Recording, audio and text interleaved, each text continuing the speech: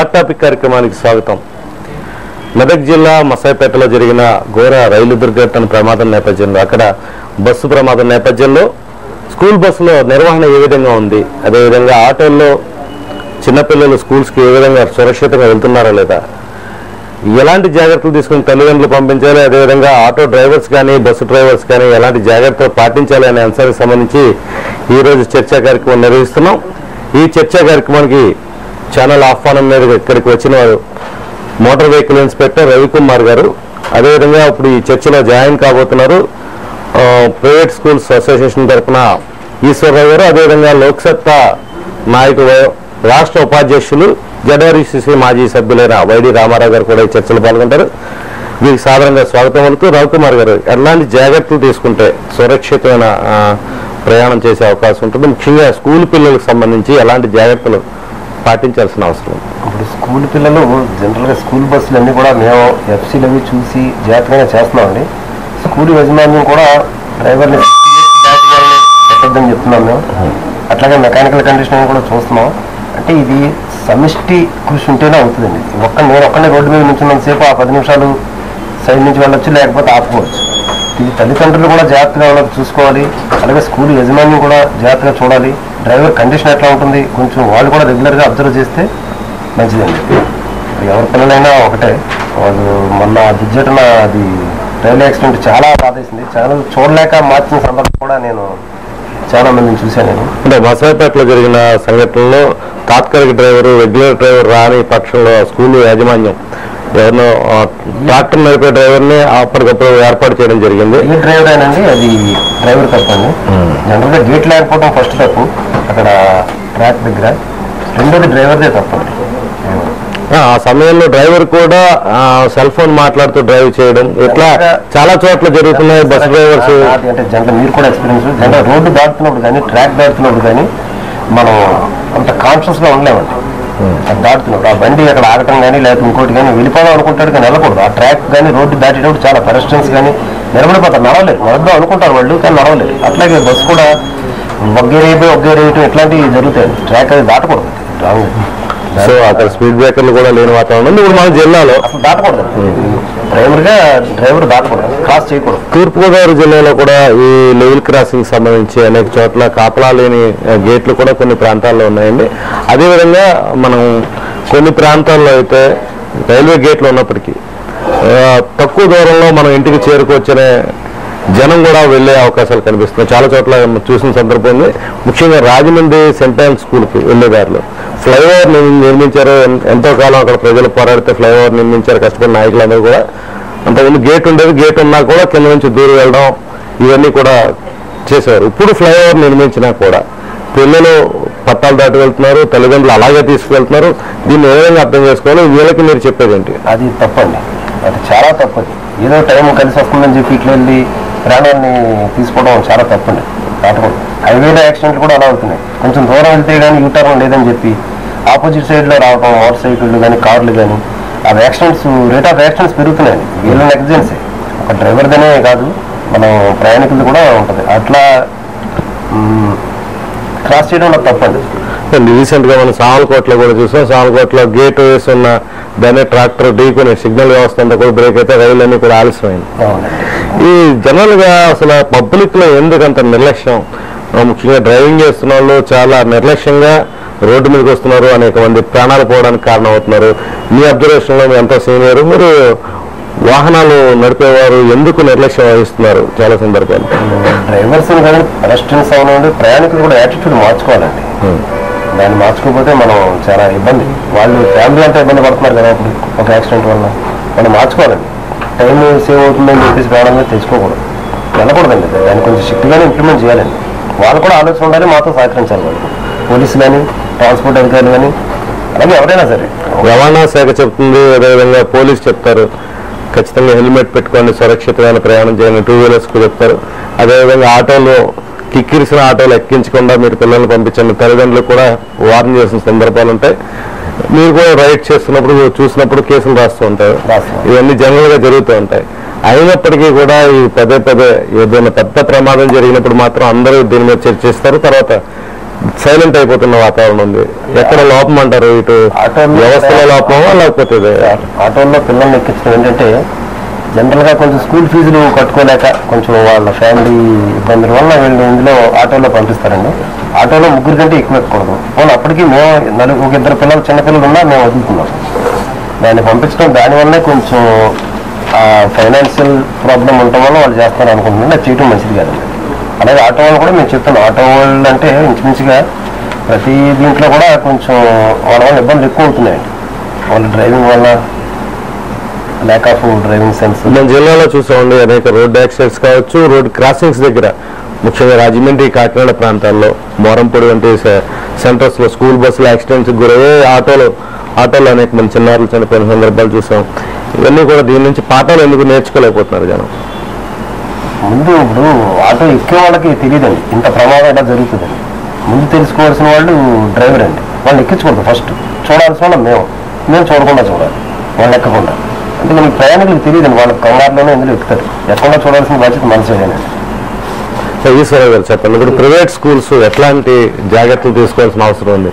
జరిగిన సంఘటన అలాగే జరిగింది, పునరావృతం కాకుండా ఎలాంటి సంఘటనలు? బసాపేటలో మన మెదక్లో జరిగిన యాక్సిడెంట్ చూసిన తర్వాత స్కూల్స్ అన్ని కూడా ఎలాంటి జాగ్రత్తలు డ్రైవర్స్ విషయంలో పాటించాల్సిన అవసరం ఉంది? మీరిచ్చే సూచనలు, సలహాలు ఏంటి? ముందుగా యూనివర్సిటీ ప్రశాంత్కి నమస్కారాలండి. మీరు చెప్పిన పాయింట్ ఆలోచిస్తే ఇక్కడ టోటల్గా వ్యవస్థలో తప్పని ఉంది, మామూలుగా స్కూల్ మేనేజ్మెంట్ తప్పని ఉంది, డ్రైవర్ తప్పని నిర్లక్ష్యం ఉంది. కొన్ని సందర్భాలు ఇలా జరుగుతున్నాయండి. దానికి ముఖ్యంగా కారణం ఏంటంటే అండి ఎక్స్పీరియన్స్ డ్రైవర్ ఉండాలండి, ఫస్ట్ పాయింట్. అలాగే తర్వాత పేరెంట్స్ కూడా సహకరించాలండి. అంటే ఎలా ఉందంటే అండి సరిగ్గా టైంకి స్కూల్ స్టార్ట్ అయ్యే టైంకి బండి వచ్చి చేరాలండి. వీళ్ళు ఏంటంటే అండి డ్రైవర్స్ ఏమంటారంటే ఎందుకు లేట్గా వచ్చిందని మేము అడిగామనుకోండి, వాళ్ళ పేరెంట్ లేట్గా పంపించారండి. అంటే టైం ఫ్యాక్టర్ అండి. ఇంకా టైం ఫ్యాక్టర్ ఏమంటే అది బయలుదేరే టైంకి పిల్లలందరూ రెడీగా లేకపోతే ఆ ఇన్సిడెంట్ వెయిట్ చేయడం, ఆ తర్వాత స్కూల్ ఏమైపోతుందండి కొద్దిగా అదిగా రావడం, అక్కడి నుంచి ఇంకా ఫాస్ట్గా రావడం, ఇంకా యోగా ఎవరో ఇంకా యాక్సిడెంట్ అవ్వడం, గుద్దడం జరుగుతున్నాయండి. అది కూడా పేరెంట్స్ అందరూ, ఇది సమిష్టి కృషి అండి, అందరూ కలిసి చేసి తప్పించండి ఎవరో ఒకళ్ళ నిర్లక్ష్యం, ఒకళ్ళ దుమానంగా బాధ్యతని మనం నెట్టడం అన్నది సమంజసం కాదు. ఈవేళ నిన్న జరిగిన మన హైదరాబాద్ జరిగిన సంఘటనకి అక్కడ స్కూల్ వాళ్ళు ఎంతవరకు ఉంటే చెప్పండి, పిల్లలు తీసుకురావాలి, డ్రైవర్ పెట్టాం, డ్రైవర్ పంపించారు కరెస్పాండెంట్, వీటిని తీసుకొచ్చి సెల్ ఫోన్ మాట్లాడకుండా డ్రైవ్ చేసి అది ఆరోగ్య టైం రావడం చూసుకోకుండా వెళ్ళిపోయిందంటే మరి అక్కడ ఎవరికి తప్పని అనుకుంటాం. అంటే ఈశ్వరరావు గారు ప్రధానంగా అక్కడ రైల్వే గేట్ లేకపోవడం ఒక ప్రధాన తప్పు అయితే, రెండోది మంచి డ్రైవర్ ని స్కూల్ బస్ లో పంపించకపోవడం అన్నది స్కూల్ యాజమాన్యం నిర్లక్ష్యంగా వ్యవహరించింది అన్నది అందరూ చెప్తున్న మాట. మీరు సమర్థించడం ఎంతవరకు కరెక్ట్? సాధారణంగా మేము డ్రైవింగ్ తీసుకున్నప్పుడు అంటే ఒకవేళ డ్రైవర్ ని అపాయింట్ చేసిన ఇతను ఆప్టింగ్ డ్రైవర్ ఎక్కాడు, ఆ రోజు రాలేదు, ఆ రోజు బస్సు లేదు అనుకుంటే ప్రత్యామ్నాయంగా తల్లిదండ్రులు దింపే అవకాశం ఉండేది కదా. అంటే ఇది పేరెంట్స్ కుదరదు సార్. అది ఆ టైంకి మనం మెసేజ్ పంపించినా వాళ్ళు అవుట్ ఆఫ్ చేసిన ఉండొచ్చు, వాళ్ళకి వేరే పనులు ఉంటాయి. మీరు చూసుకొని తప్పించండి, మీరు అరేంజ్ చేసుకొని తప్పించి ఇక్కడ పేరెంట్స్ ఏమంటారంటే ఆ డ్రైవర్ పెట్టాలండి, పంపించానండి అన్నీ కూడా సందర్భాలు ఉంటాయండి. అంటే ఇక్కడ ఏంటంటే అసలు నిర్లక్ష్యపూరితమైన డ్రైవర్ అండి, డ్రైవర్ని అపాయింట్ చేసినా అతను ఎక్స్పీరియన్స్ ఉందా లేదని చూసి అపాయింట్ చేస్తాను. జనరల్గా మామూలు వారికి ఎవరికి అప్పచెప్పం కదండి బండి. అంటే యాజ్ ఏ కరెస్పాండెంట్ గా టోటల్ అందరి తరఫున చెప్తున్నానండి, నా మెంటాలిటీ చెప్తున్నాను. అలాగే మిగతా కరెస్పాండెంట్స్ కూడా ఉంటారు. ఎందుకంటే ఎవరు కూడా తన స్కూల్ని, తన సంస్థని, తన ఇది పాటించుకోరండి.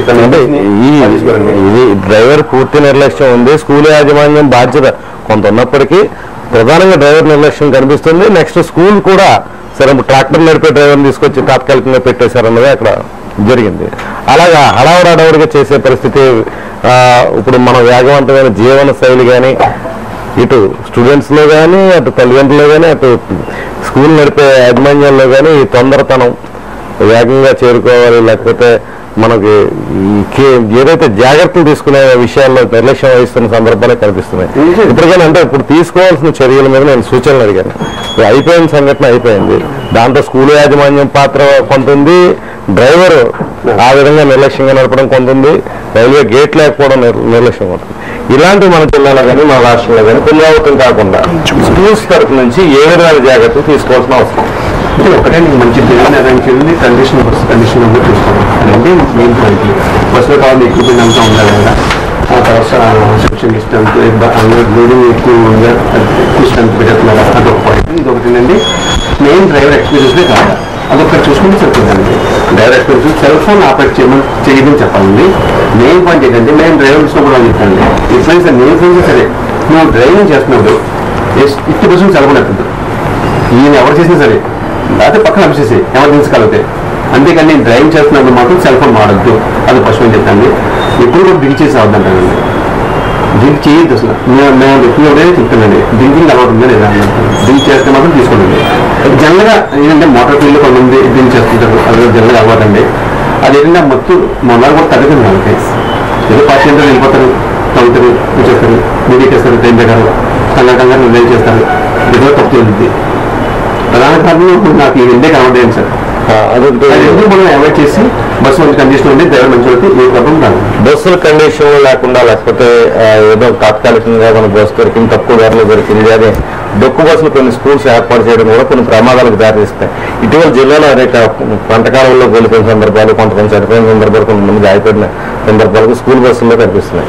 ముఖ్యంగా అంటే పాఠశాల నిర్వహణ కాంపిటీషన్ ఇదిగా అయిపోయి ఒక స్కూల్ మీద ఒక స్కూల్ కాంపిటీషన్ ఎక్కువ బస్సులు పెట్టాలి, అప్పో చేసే స్కూల్ యాజమాన్యాన్ని నిర్వహించడం చాలా సందర్భాలు చూస్తున్నాం.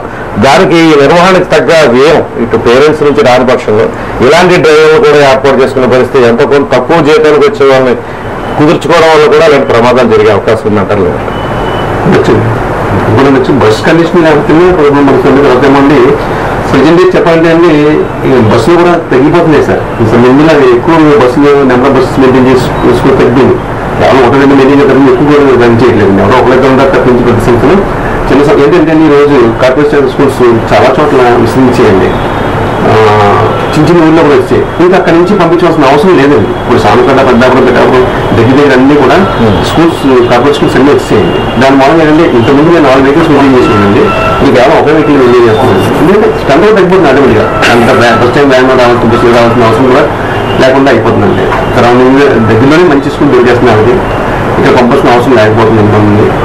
అలాగే మొత్తం పూర్తిగా లేకుండా కూడా కుదరట్లేదండి. కొంతమంది పేరెంట్స్ కాకినాడ స్కూల్స్ నమ్ముకుంటారండి. జనరల్గా కాకినాడకి కొద్దిగా వేరే స్కూల్స్కి చేయాలంటే కాకినాడ స్కూల్కి మంచి స్టాఫ్ ఉంటారని నమ్ముకుంటారండి. పేరెంట్స్ కూడా మంచి సాధిస్తారు అని ఉంటారండి. దాని వల్ల సంబంధించిన అవకాశం ఉంటుంది ఎక్కువ. ఇవన్నీ కూడా మన ఏంటంటే మెయిన్ మనం చూసుకోవాల్సింది ఏంటంటే డ్రైవర్ చేత ఇదేంటి అంతకంటే కారణాలు ఏం లేవండి. మళ్ళీ మీరు పేరెంట్స్ కూడా మనకి ఆఫర్ చేయాలండి. రామారావు నమస్తే. నమస్కారం. మసైపేట సంఘటన చూశారు మెదక్ జిల్లాలో. మన జిల్లాలో కూడా అనేక ప్రమాదాలు స్కూల్ బస్సుల పరంగా జరిగాయి. ఆటో యాక్సిడెంట్స్ ఇక్కడ నుంచి అక్కడొక్కడ జిల్లాలో ఏదో ప్రాంతాల్లో స్కూల్ పిల్లలతో వెళ్తున్న ఆటోలు యాక్సిడెంట్ గురవుతున్న సందర్భంగా స్కూల్ పిల్లల్ని తీసుకువెళ్లే వాహనాలకి ఎలాంటి జాగ్రత్తలు అవసరం, తల్లిదండ్రులు ఎలాంటి అవేర్నెస్ అవసరం, అలాగే స్కూల్ యాజమాన్యాలు ఎలాంటి జాగ్రత్తలు తీసుకోవాలి, రవాణా శాఖ కానీ పోలీస్ శాఖ కానీ ఎలాంటి డ్రైవ్స్ నిర్వహించాల్సిన అవసరం ఉంది, ముందు అలాగే అవేర్నెస్ పబ్లిక్ లో తీసుకురావడానికి వీళ్ళు ఎలాంటి ప్రయత్నం చేయాలి అధికారులు? ఈ మాసాయిపేట దుర్ఘటన చాలా దురదృష్టకరమైనటువంటి ఇది రైల్వే లెవెల్ క్రాసింగ్ లో జరగడం వలన మొత్తం దేశంలో ఈ రైల్వే లెవెల్ క్రాసింగ్ మీద పెద్ద చర్చ జరుగుతా ఉంది. రైలు ప్రమాదాల్లో 40% రైలు ప్రమాదాలు కేవలం కాపలాలు లేని ఈ యొక్క గేట్ల దగ్గర జరుగుతా ఉంది. మొత్తం దేశంలో వీటన్నిటినీ చేయాలంటే 50,000 కోట్లు కావాలి. రైల్వే దగ్గర ఆ డబ్బులు లేవు. అంటే 60,000 కోట్లు అయితే బుల్లెట్ ట్రైన్ వేస్తున్నారు, మరి అలాంటప్పుడు 40,000 కోట్లు 50,000 కోట్లు లెక్క అంటే లెక్కే.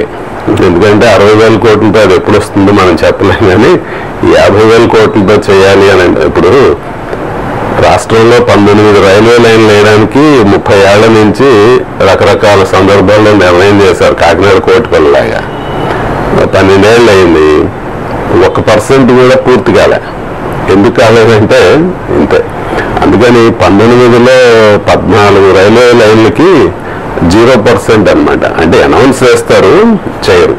మనం ఏమనుకుంటాం రోజు కాకినాడ పిఠాపురం లేకపోతే కోటిపల్లి నర్సాపురం అంటుంటాం, దానివల్ల పెద్ద ప్రయోజనం లేదు.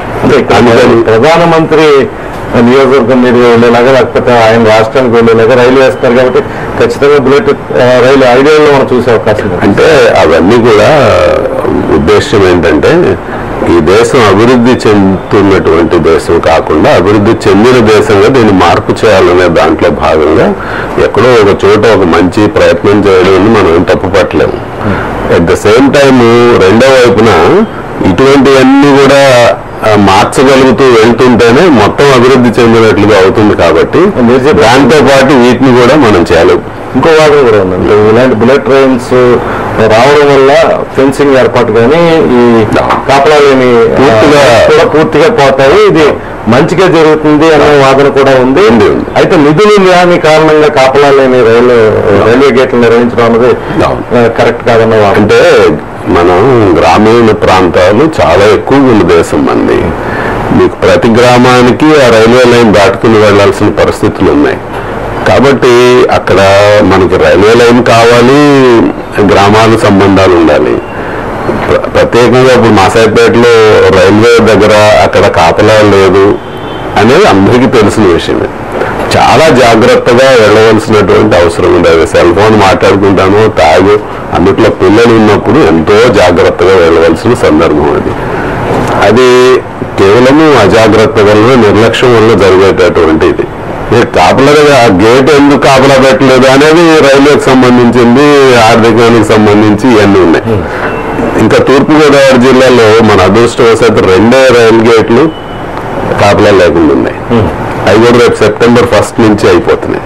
ఒక 19 మాత్రము కాకినాడ కోటిపల్లి రైల్వే లైన్ మీద ఉన్నాయి. ఈ 19 ఏం చేస్తున్నారంటే, మనకి కాకినాడ కోటిపల్లి ఇప్పుడు చిన్న బస్సు తిరుగుతుంది కాబట్టి ఆ బస్సు అక్కడ ముందు ఆపి ఆ గేట్ వేసి, లేదా ఆ ప్రయత్నం అక్కడ ఎవరు రాకుండా చూసి మెల్లిగా కదిలి వెళ్ళిపోయేటట్టుగా ట్రైన్ డ్రైవర్ వాళ్ళే చేసుకుంటున్నారు. ఎందుకనంటే అది నడిపోయే చిన్న బస్సు, మళ్ళీ దీని గురించి 19 సార్లు మనుషులు పెట్టే పరిస్థితి లేదు. నెమ్మదిగా కూడా అందుకని నెమ్మదిగా వెళ్ళి తలుపు వేసుకుని తీయడం, లేదా అలా వెళ్ళిపోవడం, అన్ని గేట్లు లాగానే దాన్ని కూడా చేస్తున్నారు. సో కాబట్టి కంపారిటివ్ గా 100% మన మ్యాన్డ్ క్రాసింగ్స్ అయిపోతున్నాయి మన జిల్లా వరకు. మొత్తం సౌత్ సెంట్రల్ రైల్వేలో అయితే 640 క్రాసింగ్లు ఉన్నాయి ప్రస్తుతానికి కాపలా లేకుండా.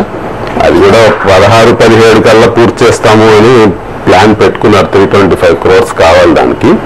బహుశా మన దగ్గర అయిపోతాయి.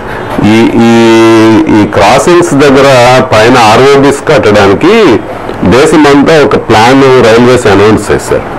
ఎక్కడైతే స్టేట్ గవర్నమెంట్ 50% నిధులతో ముందుకు వస్తే అక్కడల్లా వీళ్ళు రెడీగా ఉన్నారు రైల్వే వాళ్ళు డబ్బు కట్టడానికి.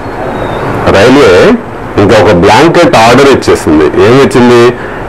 స్టేట్ గవర్నమెంట్ 50% నిధులతో ముందుకు వస్తే ROB కట్టడానికి ఎక్కడైనా సరే వాళ్ళు చెప్పిన వీళ్ళు 50 ఇవ్వడానికి రెడీగా ఉన్నారు. దానికి రాష్ట్ర ప్రభుత్వం రావడానికి ఎందుకు నిర్లక్ష్యం గత అనేక దశాబ్దాలుగా ప్రతి ప్రభుత్వం కూడా. ఎందుకంటే BOT సిస్టమ్ ఉంది మనకి, బిల్డ్ ఆపరేట్ ట్రాన్స్ఫర్ సిస్టమ్. ఈ సిస్టమ్ లోనే ఫ్లైఓవర్స్ చాలా వరకు నిర్మించుకునే అవకాశం. అంటే BOTలో ఫ్లైఓవర్ నిర్మించే అవకాశం ఉంది. ఎందుకంటే అదేం పెద్ద బ్రిడ్జిలు కావు, లేకపోతే పెద్ద రోడ్లు కావు. అందుకని BOT అనేది వర్కౌట్ కాదు. మొత్తం భరించవలసింది స్టేట్ గవర్నమెంటే. కాకపోతే స్టేట్ గవర్నమెంట్ ఆర్థిక పరిస్థితి మీకు తెలుసు కదా, ఉన్నాయన్నీ మనం రకరకాల పథకాలు పెట్టారు, డబ్బులన్నీ ఖర్చు చేసేస్తున్నాం. దేనికి ప్రయారిటీ ఇవ్వాలో దేనికి ప్రయారిటీ ఇవ్వకూడదో తెలియనటువంటి పరిస్థితి. కాబట్టి ఇటువంటి వాటి మీద వాళ్ళకు శ్రద్ధ లేదు. అంటే ప్రజలు ఒత్తిడి తీసుకొచ్చి శాసనసభ్యుల మీద, పార్లమెంట్ సభ్యుల మీద వాళ్ళ నియోజకవర్గ నిధుల నుంచి ఇది నిర్మించుకుని ఖచ్చితంగా చేయొచ్చు. ఆంధ్రప్రదేశ్ లో అటువంటివి కూడా చేయొచ్చు. మనం తప్పకుండా కొత్త రాష్ట్రం ఏర్పడింది కాబట్టి మనం ప్రయారిటీలో పెట్టుకుని రాబోయేటటువంటి 5 ఏళ్లలో మేము ఎక్కడ కూడా అన్మ్యాన్డ్ క్రాసింగ్స్ అనేవి లేకుండా చేసేస్తాము, లేదా ఎక్కడైనా అవసరమైన చోట ROBలు నిర్మిస్తాము అనేటటువంటి ఒక 5-year ప్రోగ్రామ్ పెట్టుకుని చేయొచ్చు. ఏం పెద్ద కష్టమైంది ఏం కాదు. కాకపోతే మన దగ్గర డబ్బులు లేవు కదా, డబ్బులన్నీ ఏదో వాటికి వీటికి ఖర్చు పెట్టేస్తున్నాము. అభివృద్ధికి సంబంధించి డబ్బులు లేవు. లేకపోయినప్పుడు ఇవన్నీ ప్రయారిటీస్లో లేకుండా పోయినప్పుడు ఏమవుతుంది? ప్రమాదం జరుగుతుంది. ప్రమాదం జరిగిన రోజు అందరం గగ్గోలు పెడతాము, చాలా అన్యాయం, ఏం జరగట్లేదు, అది ఇది, చిన్నపిల్లల ప్రాణాలు పోయి అంటాము. మళ్ళీ 2వ రోజు నుంచి ఎవరు పట్టించుకోరు, విషయం అలాగే ఉండిపోతుంది. మరొక ప్రమాదం జరిగేదాకా అన్మ్యాన్డ్ లెవెల్ క్రాసింగ్ అనే విషయం మన దృష్టిలో ఉండదు. సో అంటే పబ్లిక్ అవేర్నెస్ సంబంధించి మీరు ఈ పిల్లలు, అవును, తల్లిదండ్రులకి, స్కూల్స్కి మీరేం చెప్పదలుచుకున్నారు? ఆటోస్ ఎక్కేవాళ్ళు కానీ స్కూల్ బస్సులు ఎక్కేవాళ్ళు? మామూలుగా నేను US ఇంకా వేరే దేశాలు కూడా చూశాను కదా, స్కూల్ బస్సుకి అత్యంత ప్రాధాన్యమైనటువంటి ఇది ఉంటుంది. స్కూల్ బస్ రోడ్డు మీద ఆగితే ఎదురొచ్చే వాహనము పక్క నుంచి వెళ్ళే వాహనం రెండు ఆగిపోవాలి. అక్కడ వాడు ఆపితే పైన 2 లైట్లు వెలుగుతాయి, ప్రక్కనే చిన్నది ఇలా తెరుచుకుంటుంది అనమాట, స్టాప్ అనేది తెరుచుకుంటుంది, దాని మీద ఒక లైట్ వెలుగుతూ ఉంటుంది. ఆ దిగేటటువంటి తొందరగా, ఎందుకంటే మళ్ళాగా ఏదో తాత్సారం చేయరు, గబగబా పిల్లలు దిగేస్తారు. 1 నిమిషంలో వాళ్ళు దిగి లోపలికి వెళ్ళిపోయేదాకా ట్రాఫిక్ అటు ఇటు కూడా ఆగిపోతుంది. సిస్టమ్ అనమాట. స్కూల్ బస్ చూడంగానే మిగతా వాళ్ళందరూ అలర్ట్ అయిపోతారు. అట్లాగే పాదచారి ఎట్లా ఉంటుందంటే సిగ్నల్ దగ్గర పాదచారులు వాళ్ళు ఆపరేట్ చేస్తారు సిగ్నల్ని.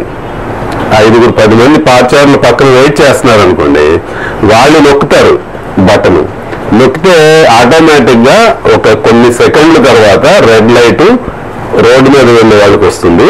పాదచారులు నడుచుకుంటూ అటు వాళ్ళు ఇటు వాళ్ళు వెళ్ళిపోతారు. ఆ తర్వాత మామూలుగా సిగ్నల్స్ పనిచేస్తాయి. అంటే సిస్టమ్స్ మనం క్రియేట్ చేసుకుంటే ప్రతిదానికి కూడా మనకి అవకాశాలు ఉన్నాయి. మనం సిస్టమ్ క్రియేట్ చేస్తాం కానీ ఫాలో అవ్వం. అంటే ఇప్పుడు బస్సులు ఉన్నాయి, ప్రధానమైన సమస్య బస్సులు ఉన్నాయి. బస్సులు కండిషన్లో ఉంచవలసిన బాధ్యత స్కూళ్ళకు ఉంది. అవి కండిషన్లో ఉన్నాయో లేదో చూడవలసిన బాధ్యత అథారిటీకి ఉంది. ఇవన్నీ జరుగుతున్నాయా అంటే అదే అక్కడ సమస్య. వీళ్ళు ఏమనుకుంటారు, పాపం చిన్న స్కూల్ నడుపుతూ ఉంటారు. వాళ్ళు ఏం చేస్తారు, పాపం మంచి కొత్త బస్సు నడపడానికి, ప్రమాణాలు ఉన్న బస్సు నడపడానికి వాళ్ళ ఆర్థిక స్థితి అంగీకరించు. ఎక్కడో తమిళనాడు నుంచి ఒక సెకండ్ హ్యాండ్ బస్సు లేకపోతే ఆర్టీసీలో తీసేసిన బస్సు తీసుకొచ్చి పెడతారు. అది కరెక్ట్గా చూడండి, అన్మ్యాన్ లెవెల్ క్రాసింగ్ దగ్గరికి వచ్చి ఆగిపోయింది అనుకోండి, అప్పుడేం పరిస్థితి ఒకసారి ఆలోచించండి. లేదా డ్రైవర్లు విపరీతమైన షార్టేజ్ ఉన్న వృత్తి అండి ఇప్పుడు. మీకు గ్రామాల్లోకి వెళ్తే నిరుద్యోగులు కొన్ని 100 మంది కుర్రాళ్ళు కనపడతారు, కానీ మంచి డ్రైవర్లు లేరు దేశంలో. అంటే ఉద్యోగాలు ఉపాధి ఉన్నాయండి ఒక పక్కన నిరుద్యోగం ఉంది. సో మంచి డ్రైవింగ్ కెపాసిటీస్ ఉంది డ్రైవర్లు వచ్చి, ఎందుకంటే నేను క్లీనర్గా ఉంటాడు, ఇవాళ డ్రైవింగ్ పట్టేసుకుంటాడు లోపల వెయిట్ చేసి, వాళ్ళు తీసుకెళ్ళి ప్రమాదం చేస్తాడు. ఇక మిగతా తెలియదేముంది, త్రాగుడు. ఇక సెల్ ఫోన్ ఒకటి వచ్చింది, మన అదృష్టమో దురదృష్టమో, ఇంకా అసలు పట్టుకోకుండా బస్సులు వాళ్ళు మాట్లాడతారు, లారీలు వాళ్ళు మాట్లాడతారు, మనం సరే. ఇది ఒక దుర్మార్గమైన పరిస్థితి. సో దాని మీద ఏంటంటే అందులో కూర్చున్న వాళ్ళు ప్రాణాలను అరచేతిలో పెట్టుకుని లేకపోతే దేవుడికి అప్పచెప్పు కూర్చోవలసిన పరిస్థితులు ఏర్పడతా ఉన్నాయి. ఇదేమో ఒక చిన్న విషయం, ఈ ఒక్కటి సెటరేట్ చేస్తే ఇక నుంచి ఈ ప్రమాదం జరగదు, దేశం అంతా సుభిక్షంగా ఉంటుంది అనేదేం లేదు. అందరం భాగస్వాములమే. కాబట్టి తల్లిదండ్రులు జాగ్రత్తలు వహించాలి, పిల్లలకు ఆ చైతన్యం తీసుకురావాలి. అండ్ ఇది మనకు సివిక్ సెన్స్ అనేది చిన్నప్పటి నుంచి అలవాటు చేయాలి. మనకు తెలుసు కదా, సివిక్స్లో ఇటువరకు మనకు అన్ని చేద్దాం, వాళ్ళు రోడ్డు మీద ఏ విధంగా మనం ప్రవర్తించాలి దీనికి సంబంధించినవి. అప్పటికి అవేర్నెస్ పెడుతుంటారు. రోడ్డు భద్రతా వారోత్సవాలు పెట్టినప్పుడు స్కూళ్ళ దగ్గరకు వెళ్ళి ఈ విధంగా చేస్తే మంచిది అని కొంత ప్రయత్నం చేస్తూ ఉంటారు. ఇంకా పెంచాలి, పార్ట్ ఆఫ్ అవర్ లైఫ్ కింద ఉండాలి. ఈ భద్రతని పాటించడం అనేది పిల్లలకు చిన్నప్పటి నుంచి అలవాటు కావాలి. పెద్దవాళ్ళు పిల్లలకు నేర్పాలి, స్కూళ్ళల్లో నేర్పాలి. స్కూల్ భద్రత పాటించాలి, పెట్టేటటువంటి ప్రమాణాలు కలిగినటువంటి బస్సుల్ని మెయింటైన్ చేయాలి, వాటిని సక్రమంగా నడుస్తున్నాయో లేవో చూడవలసిన బాధ్యత ఉంది. దీని మీద అధికార వ్యవస్థ పూర్తిగా తన యొక్క శక్తిని ఉపయోగించి మంచి బస్సులు చక్కగా నడిచేటట్లు, వాటి అన్నిట్లో ఉన్న వాళ్ళ భద్రతను దృష్టిలో పెట్టుకునేటట్టు చేస్తే ఈ సమన్వయంతో మనం ఇటువంటి వాటిని జరగకుండా ఉండేటటువంటి పరిస్థితులు తీసుకురావచ్చు. కానీ ఈ ఇందులో ఏ ఒక్క లోపం జరిగినా ఇటువంటి ప్రమాదాలు జరిగేటటువంటి అవకాశం మళ్ళీ మీ దగ్గర మీరు చెప్పినప్పుడు రాష్ట్ర రవాణా మంత్రి సిద్ధరామయ్య గారు భద్రతా వారోత్సవం నెలలో చేయాలి. మరి వరకు 6 నెలలకు సంవత్సరానికి జరిగే వారోత్సవాన్ని 3 నెలలు నెల దగ్గర టైం పెట్టారు. ఇంక ప్రతిసారి డ్రైవ్ గా తీసుకుని ఏంటి ప్రధాన ఉద్దేశాలు ఏమేమి నిర్దేశించారు, అసలు ఎవరిని భాగస్వామ్యం చేసి వారోత్సవాలు నిర్వహిస్తున్నారు? ట్రాన్స్పోర్ట్ డిపార్ట్మెంట్ ఉద్దేశం రేట్ ఆఫ్ యాక్సిడెంట్స్ తగ్గించాలి ఫస్ట్. దాని గురించి మేము అవేర్నెస్ క్యాంపులు పెట్టినా అలాగే ఈ డ్రైవ్ పెట్టినా అదే చేస్తున్నాం. అయితే ఇప్పుడు సార్ చెప్పినట్టుగా సమిష్టి కృషి ఉంటే కానీ అవదండి. ప్లస్ డ్రైవర్లు వాళ్ళు కూడా మానసికంగా శారీరకంగా బలంగా ఉన్నప్పుడే వీళ్ళు ఏదైనా నిర్ణయం తీసుకోగలుగుతారు. వీళ్ళు ఎక్కడో అలసిపోయి ఎక్కడో అన్నట్టుగా హ్యాబిట్స్ వల్ల బ్యాడ్ హ్యాబిట్స్ వల్ల తాగేసి వెళ్ళటం ఇట్లా దానివల్ల వీళ్ళు ముందు మానసికంగా శారీరకంగా ఉండేటట్టుగా చూడాలి. శారీరక నుండి ఇంకోటి వాళ్ళు రెండు ఎప్పుడైతే బలంగా ఉంటారో డిసిషన్ మేకింగ్ కరెక్ట్గా ఉంటుంది. ఎక్కడ ఆపాలో వెళ్ళకూడదు. ఆ డ్రైవరు రైల్వే ట్రాక్ యాక్సిడెంట్లో వాడు వెళ్ళకూడదు. మరి వాడు ఎందుకు వెళ్ళిపోయాడు రాంగ్ డిసిషన్. దానివల్ల ఇది వచ్చింది. ఆ డిసిషన్ మేకింగ్ కరెక్ట్గా ఉన్నప్పుడు మనం ఆ ప్రమాదాలు కొంత నివారించవచ్చు. అంటే సార్ చెప్పినట్టు అంత అడ్వాన్స్ కంట్రీ కాదు మనది. కాబట్టి మనకున్న పరిస్థితుల్లో మనం అడ్జస్ట్ చేసుకుంటూ చేసుకోవాలి, ప్రమాదాలు నివారించాలి. ఇప్పుడు ప్రయోజనంగా చేస్తుందండి ఈ వారోత్సవం. ఈ వారోత్సవాల్లో మేము మొత్తం స్కూల్స్ అన్నీ కూడా చూసేవాడి. స్కూల్స్ అన్ని కూడా వెళ్ళేసి మా డిటీసీ గారు కూడా ఇవాళ ఇంజనీరింగ్ కాలేజీ సోలంపాలెంలో వెళ్ళారండి. ఏదైనా రేట్ ఆఫ్ యాక్షన్ తగ్గించాలని మా ఇది ఉంది. అంటే పిల్లల కన్నా పిల్లల్లో కొంత అవేర్నెస్ కొంత డెవలప్ అవుతుంది, పర్వాలేదు. పెద్దవాళ్ళలో చాలా దారుణమైన నిర్లక్ష్యం కనిపిస్తుంది.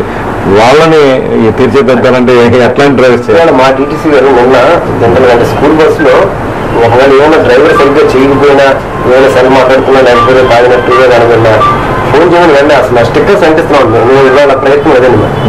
అంటే పిల్లలే మాకు ఫోన్ చేస్తారు ఎవరు, అందులో డీటీసీ గారు, ఆర్టీఓ గారు, నేను. ఫోన్ ఎవరు చేసినా మా లోకల్ ఏరియాలో ఉన్న ఇన్స్పెక్టర్ కొంచెం యాక్షన్ తీసుకోవడానికి మేము కొంచెం చిన్న ప్రయత్నం చేస్తున్నాం. సుమారు ఎన్ని స్కూల్ బస్సులు ఉన్నాయండి జిల్లాలో? మనకి 2330 ఉన్నాయండి జిల్లాలో అంతా. దాదాపు ఆటోలు వచ్చాయి. స్కూల్కి తీసుకెళ్ళే ఆటోలు చాలా తక్కువ అండి. మొత్తం ఆటోలు అయితే 40,000 దాకా ఉంటాయి. ఇప్పుడు 1000 ఆటోల దాకా ఉండొచ్చండి. స్కూల్ పిల్లలు కూడా ఆటోలు కూడా తీసుకెళ్ళొద్దనే చెప్తున్నాను. వాళ్ళ మీద కొంచెం ఎక్కువ బండి సీట్ చేయడం జరుగుతుంది. అంటే ఓవర్లోడ్ ఉంటాయి. సో అంటే చాలా మందికి ఉపాధి కదా. మరి ఉపాధి అంటే ఇక్కడ డబ్బులు తక్కువ అవుతున్నాయి అనుకుంటా, కానీ వాళ్ళ నెగ్లిజెన్స్ వల్ల ప్రాణాలు పోతున్నాయి కదా. అందువల్ల కొంచెం దాన్ని కొంచెం ఇదిగా. ఇప్పుడు ఈ ఆటోలు నడిపే డ్రైవర్స్ కానీ లేదా స్కూల్ బస్ డ్రైవర్లు కానీ శిక్షణ కార్యక్రమాన్ని పెట్టే అవకాశం ఆలోచన ఉందా? శిక్షణ కార్యక్రమం ఇస్తున్నాం. అయితే నేను డ్రైవింగ్ ట్రాక్ ఒకటి ఉంటే బాగుంటుంది. మా ఊళ్ళో ట్రాక్ సరిపోవాలి. జిల్లాకు పెద్ద ట్రాక్ ఉండాలి. ఉంటే ఇంకా ఎఫిషియెంట్ డ్రైవర్స్ నేను తయారు చేయగలను. No doubt. ఎఫిషియెంట్ డ్రైవర్ నేనే నా పర్సనల్గా చెప్తున్నాను. నా ఎక్స్పీరియన్స్ తోటి ఎఫిషియెంట్ డ్రైవర్ని జిల్లాకు పెద్ద ట్రాక్ ఉంటే నేను చేయగలను. రాజమండ్రిలో ఒక మంచి ట్రాక్ నిర్మించారు రాజానగరం ఆ ప్రాంతంలో.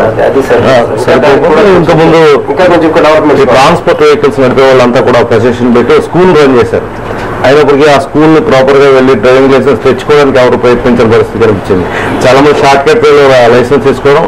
రామారావు గారు చెప్పినట్టు ఆ క్లీనర్ డ్రైవర్ గా మారిపోయి రాత్రికి రాత్రి డ్రైవింగ్ చేస్తున్న పరిస్థితులు ఉంది. ఎలాగే దీన్ని తీర్చిదిద్దాలంటే డ్రైవింగ్ స్కూల్స్ విజయవాడలో ఉంటుందండి. ఇంకా వేరే చోట ఎక్కడ లేదు. మీరు రోడ్ల మీద కోట్లను ఆ ఏరియాలో నేర్పుతున్నారు. వాళ్ళకి గ్రౌండ్ లేదండి. అలాగే గవర్నమెంట్ దగ్గర కూడా డ్రైవింగ్ ట్రాక్ అన్నది సరైనటువంటి లేదు. రాజమండ్రిలో ఒకటి ఉంది, ఇక్కడ కూడా చిన్నగా ఉంది. కాకినాడలో అది ఫుల్గా ఉంటే కొంత మార్పు తీసుకురావచ్చు. అందరినీ మళ్ళీ డ్రైవర్ మళ్ళీ పిలిచి మళ్ళీ మనం కొంత కొంచెం సైకలాజికల్ ట్రీట్మెంట్ కూడా కొంచెం జనరల్గా వాళ్ళకి అది కూడా చెప్తే కొంచెం మంచిగా ఉంటుంది. ఫిజికల్గా మెంటల్గా బాగున్నప్పుడే మనం ఏదైనా చేయగలం. కాబట్టి వాళ్ళకి అది కొంచెం పెంచితే బాగుంటుంది నా ఉద్దేశం. అంటే ఆర్థిక పరిస్థితుల వల్ల కూడా చాలా మంది ఈ చదువు రాని వాళ్ళు డ్రైవింగ్ దాంట్లోకి రావడం, లేకపోతే ఎఫిషియెంట్ డ్రైవర్స్ షార్టేజ్ కారణం. డ్రైవర్స్ అంటే నా ఎక్స్పీరియన్స్ డ్రైవర్స్ లో కొంచెం మోకప్ ఎక్కువ ఉంటుంది సార్. చాలా స్టామినా కూడా ఎక్కువ. అగ్రికల్చర్ వర్కర్స్ మీద కూడా డ్రైవర్స్ చాలా స్టామినా ఉంటుంది. ఫుడ్ కానీ ఇంకోటి లేకపోతే చేయగలరు. వాళ్ళు కొంచెం మార్పు తీసుకొస్తే మంచిది. కొంచెం చూసారు ముద్దపైకి మనం మంచిగా చెప్పాలనే నేచర్లో చెప్తే కొంచెం నిజంగా మోటార్ ఫీల్డ్ అనేది రఫ్ గా ఉంటుంది. స్టెబిలిటీ కూడా ఎక్కువ ఉండాలి, స్టాండర్డ్ కూడా ఎక్కువ. సాల్ట్ సో అంటే ఒక మార్పు తీసుకురావడానికి మంచి ట్రాక్ కావాలి. అదేవిధంగా సైకలాజికల్ డాక్టర్ కూడా కొంత చెప్పాలి. ఈ ప్రమాదం ఒకటి జరుగుతుంది, రెక్లెస్నెస్ ఎక్కువ ఉండకూడదు. దానివల్ల నష్టం ఉంటే కొంచెం ముద్దపైకి ఎక్కిస్తే ఇలాంటి ప్రమాదాలు పవర్ పాయింట్ ప్రెజెంటేషన్ ద్వారా మనం కొంచెం ఆలోచన కొంచెం చేస్తే చాలా ఎఫిషియెంట్ గా పనిచేస్తారు అందులో. ఓకే, ఈశ్వర్ గారు మీరే ఉంటారు. ఇప్పుడు రామారావు గారు మంచి పాయింట్స్ చేశారు. అదృష్టం కొద్ది మన జిల్లాలో చాలా తక్కువ కాపలా లేని రైల్వే గేట్లు ఉన్నాయి. అయినప్పటికీ జిల్లాలో ప్రధానంగా మన పంట కాలువలో ప్రమాదకరమైన పరిస్థితి. ఇటు కాలువలు ఉంటాయి, మధ్యలో బస్సులు వెళ్లాల్సిన పరిస్థితి. ఎక్కడ చూసినా ఇంచుమించు రైల్వే ట్రాక్ల కన్నా ఎక్కువ ప్రమాదకరమైన పరిస్థితులు మన జిల్లాలో నెలకొని ఉన్నాయి. ఇక్కడ ఉన్న భౌగోళిక పరిస్థితులు రీత్యా ఈ నేపథ్యంలో ఎలాంటి జాగ్రత్తలు అవసరం, ఎలాంటి ఎఫిషియెంట్ డ్రైవర్ని ఎన్నుకోవడానికి స్కూల్స్ అనుసరించాల్సిన మార్గాలు ఏంటి ముందు? నిజంగా ఏమంటే వర్షాలు వచ్చింది అంటే మీరు అందరూ ప్రాబ్లం కరెక్ట్గా అప్లై అవుతుందండి. ఈ వచ్చి జనమే మనకి సరౌండింగ్ వస్తారండి. ఈ రూరల్ చూస్తారండి. ఈ రూరల్ ఏరియాలో వచ్చి బస్సు అన్నీ కూడా నిజంగా వర్షాకాలం వచ్చరికి గందంగా ఉంటుందండి. ఈ మట్టి రోడ్ల నుంచి దిగిపోవడం, పక్క దిగిపోవడం, దాని మూలంగా అలాగే ఎక్కడ పోయిందో కూడా తెలియదు. కానీ బియ్యం చేయదండి, ఇల్లు నిలబడిపోతాయి, బియ్యం చేయదు, ఇల్లు పడినా ప్రమాదం అండి. ఇంకా మెయిన్ ఏంటంటే ఎక్స్పీరియన్స్ ఎఫిషియెంట్గా ఉండాలండి, ఏ వచ్చిన తీసుకునిగా ఉండాలి. అందుకని ఇప్పుడు ఈ రూరల్ ఏరియాలోని రోడ్డు కూడా బాగా తక్కువ రోడ్డు ఉంటుందండి. ఒక వెహికల్ వస్తుంటే ఇంకో వెహికల్ వెళ్ళడానికి చాలా కష్టంగా ఉంటుందండి. అలాగే కూడా ఒక పక్కన ఆగిపోయి టైంకి స్కూల్కి వెళ్ళిపోవాలి రావడండి, ఎక్కడ లేట్ అవుద్దామని ఈ కంగారండి. చిన్నగా ఉన్నాక మీకు పేరెంట్స్ ముందర రెడీ పెట్టేస్తే టైం ప్రకారం ఏంటంటే అండి స్కూల్ దగ్గర రావడానికి ఒక పోగని మార్జిన్ పెట్టుకుంటామండి. అంటే 8:45 రావాలనుకోండి బస్సు స్కూల్ దగ్గరికి 8:30కి మేము టైం ఫిక్స్ చేస్తామండి. అది చూసుకుని 6:30కో 7:30కో బయలుదేరి ఇవన్నీ జనాలను పికప్ చేసుకుని సరిగ్గా 8:30 కల్లా స్కూల్ దగ్గర ఉండాలి. అంటే ఒకే బస్సు 3 ట్రిప్లు వేయాల్సిన పరిస్థితులు కూడా ఉంటాయి కదా, ఆ స్పీడ్ ఇవన్నీ కూడా అవన్నీ కూడా టైం అడ్జస్ట్మెంట్ చేస్తారండి. అవన్నీ కూడా అంత అరిబొరిగా పెట్టమండి. జనరల్గా ఏ కరెస్పాండెంట్ కానీ ఆ టైం ప్రకారం ఎంతమంది పిల్లలు ఉన్నారు, ఎన్ని ఇళ్ళు ఉంటాయి, ఎంతసేపు అవుతుంది ఒక్కొక్కటి అని చెప్పి లెక్కేసుకుని వస్తారండి. అంటే ఇక్కడ ఏంటంటే అండి మనవాడు బయలుదేరి కొంచెం లేట్ అయింది అనుకోండి, డ్రైవర్ బయలుదేరి లేట్ అయింది, నైట్ ఏదో లేకపోవచ్చు, పొద్దున్న లేకపోవచ్చు, ఏదో బయలుదేరవచ్చు లేట్గా. మేము అక్కడికి సజ్జన వరకు పొద్దున్న బయలుదేరి మేము రింగెత్తుంటాం, సాధ్యం వరకు అది ఇంటికి వెళ్ళి మళ్ళీ రింగేయమంటాం, మాకు ఫోన్ చేయమంటాం.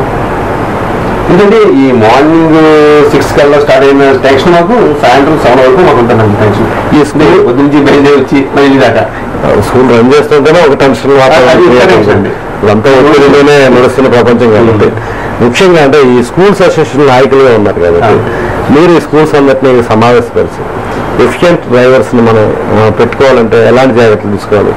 ఎక్కడో చిన్న ఇన్సిడెంట్ జరిగినా కూడా అన్ని స్కూల్స్కి మాట్లాడే పరిస్థితి వస్తుంది కాబట్టి మీరు ఏదైనా ఒక సదస్సు లాంటిది నిర్వహించడం కానీ జాగ్రత్తలు తీసుకోవడానికి లీడ్ తీసుకునే అవకాశం ఉందో జిల్లాలో? తప్పకుండా చేస్తానండి. ఎందుకంటే యాజ్ ఏ కృష్ణ అసోసియేషన్ కనుక తప్పకుండా మా కరెస్పాండెన్స్ కూడా ఎవరైతే బస్సులు రన్ చేస్తున్నారో వాళ్ళందరినీ కూడా నేను నాలుగు ఈ యాక్సిడెంట్ అయినప్పుడే ఒక కరెస్పాండెన్స్ మాట్లాడడం జరిగిందండి. మనం కూడా అసలు జాగ్రత్త తీసుకోవాలంటే ఏమంటే చెప్పాల్సిన విషయం మన బాధ్యత, అదే కరెస్పాండెంట్గా మన స్కూల్ భవిష్యత్తు దృష్టిలో పెట్టింది మనం చెప్పాల్సిన బాధ్యత అని చెప్పానండి. తర్వాత ఒక అసోసియేషన్ మీటింగ్ ఏం పెట్టింది తప్పకుండా విషయం ఇప్పుడు మనం మాట్లాడతామండి. మెయిన్ ఏంటంటే ఇంతకుముందు కూడా మన డిపార్ట్మెంట్ కూడా ఐ చెకప్ కూడా పెట్టారండి. డ్రైవర్స్ అందరికి కూడా ఐ చెకప్ చేసి ఆ షీట్ కూడా మమ్మల్ని ఉన్నారండి. తర్వాత మినిమం 10 క్లాస్ నాలెడ్జ్ తోటి డ్రైవర్ని అపాయింట్ చేయమన్నారండి. సార్ డిపార్ట్మెంట్ కూడా మాకు అందరూ కోఆపరేటివ్గా ఉంటారండి. వాళ్ళు కూడా ఇప్పుడు కూడా మాకు సజెషన్ ఇస్తుంటారు రెగ్యులర్గా. ఈ వర్షాలు తగ్గ జరుగుతుంది. అలాగే ఏ డ్రైవర్ తీసుకోవాలి, ఎలాంటి పరిస్థితులు తీసుకోవాలన్నా కూడా మాకు సర్కిల్ పంపించారు వాళ్ళు. ఎంతమంది ఒక 2 weeks బ్యాక్ ఒకసారి ఇలాంటి యాక్సిడెంట్ సాగింది. అప్పుడు కూడా అటు నుంచి మాకు వచ్చింది సర్కిల్ వచ్చింది. మీ డ్రైవర్లు ఎంతమంది, లిస్ట్ ఆఫ్ ఏంటి, వాళ్ళ ఏజ్ ఏంటి, వాళ్ళు ఐ చెకప్ చేయించారా, ఎంత చేయండి, ఎన్ని పాయింట్ అడిగేది ఎందుకు సమాధానం చెప్పండి. రెస్పాండెంట్ అందరూ చెప్పాము. చాలా మంచిదండి. ఎందుకంటే హెల్త్ పాయింట్ ముఖ్యంగా సార్ చెప్పినట్టు ఈ అన్నిటిగా దూరంగా ఉండాలి. దూరంగా ఉన్నప్పుడే కంట్రోల్ చేయగలుగుతాడు బండి. పెద్ద బస్సు తిప్పటి తీసుకెళ్ళాలంటే చాలా కష్టం. మాటలు అనుకుంటాం కానీ అతను ఈ ట్రాఫిక్ని, ఈ స్పీడ్ ఉన్న ఈ జనాలు కూడా కొంతమంది 2 years కూడా అర్థం వచ్చేస్తారండి.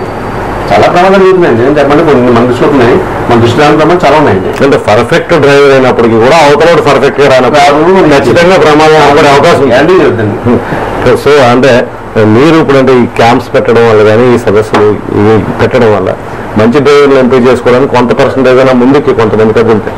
ఎందుకంటే డ్రైవర్ల జీతాలు కూడా సరైన రీతిలో ఇచ్చే పరిస్థితుల్లో చాలా స్కూల్స్ ఉండవు. కొన్ని ఆర్థికంగా బాగున్న స్కూల్స్ ఇచ్చే పరిస్థితి ఉన్నప్పటికీ ఉండవు. ఉన్నంతలో జాగ్రత్తలు తీసుకోవడానికి లేదు సార్. ఏ కరెస్పాండెంట్ సరే స్కూల్ రన్ చేసుకుంది ఎవరైనా సరే ఏ సంస్థలు చేసినా సరే ఆ సంస్థ బాగుండాలని కోరుకుంటాడు. అంతే కదండి. దానికోసం ఒక 20 మంది 30 మంది కోసం పిల్లల కోసం ఈ స్కూల్ అందరినీ ఇమేజ్ పట్టించుకోలేదండి. ఎవరు ఏ కరెస్పాండెంట్ పట్టించుకోరండి. మాకు స్కూల్స్ కంటే 1600 అండి. మాకు బస్సులు వచ్చేవాళ్ళు 60 members దాకా ఉండాలంటే. ఓకే. అండ్ తక్కువ మంది ఏంటంటే ఈ 60 members కోసం ఒక డ్రైవర్ తక్కువ డ్రైవర్ పెట్టేసుకుని ఏదో చేసేద్దాం, తక్కువ రసం పని చేద్దాం అన్నీ ఎవరు ఏ కష్టం ఎవరో ఒక 2 ఉండొచ్చండి. అది పెద్ద ఈజీందండి. కానీ చాలా మంది జాగ్రత్తగా ఉంటారండి. ఓకే. రామారావు గారు, ఇప్పుడు నియంత్రించలేని వేగవంతమైన జీవన శైలి ఇప్పుడు అనేక ప్రమాదాలకు దారితీస్తుందన్న వాదన చాలా మంది నిపుణులు వ్యక్తం చేస్తున్నారు. ఇటు పిల్లలు తయారు చేసి తొందరగా స్కూల్కి పంపించాలనే వేగంలో తల్లిదండ్రులు ఉంటారు. తొందరగా స్కూల్స్కి చేర్చాలనే దీంట్లో కరెస్పాండెంట్స్ కానీ ప్రిన్సిపాల్స్ ఏదైతే హెడ్ ఆఫ్ ది ఇన్స్టిట్యూట్ ఉన్నారో వాళ్ళు ప్రయత్నాలు చేసి తొందరగా తీసుకురావడం ఇంకో ట్రిప్ వేయాల్సింది, లేకపోతే ఇన్ టైంలో క్లాస్ స్టార్ట్ అవ్వట్లేదు. ఈ వేగవంతమైన జీవన శైలి వల్ల జరుగుతున్న చిన్న చిన్న తప్పులు అనేక పెద్ద ప్రమాదాలు దారిస్తున్నాయి. దాన్ని ఎలా నియంత్రించుకోవాలంటారు? ఈ శైలి మారాలంటే ఏదైనా అవకాశం ఉందంటే? శైలిని మార్చడం సాధ్యం కాదు. ఎందుకంటే రోజు వేగవంతం అయిపోతా ఉంది జీవితం. ఇంకా వేగవంతం కాకుండా చూసుకోవడం, ఆలస్యం చేయడం మంచిదవుతుంది. ఏదైనా కూడా రోడ్డు మీద ఈ భద్రతకు సంబంధించిన ఇబ్బంది ఉందని మాత్రం అందరూ గమనించాలి. పరిస్థితులు మన చేతుల్లో లేవు. ఇందాక ఈశ్వరరావు గారు చెప్పినట్లుగా మన డ్రైవర్ మంచివాడే, కానీ అవతల నుంచి అడ్డంగా టూ వీలర్ వాళ్ళు, ఆటో వాళ్ళు నిర్లక్ష్యంగా నడిపితే కూడా ప్రమాదం జరుగుతుంది.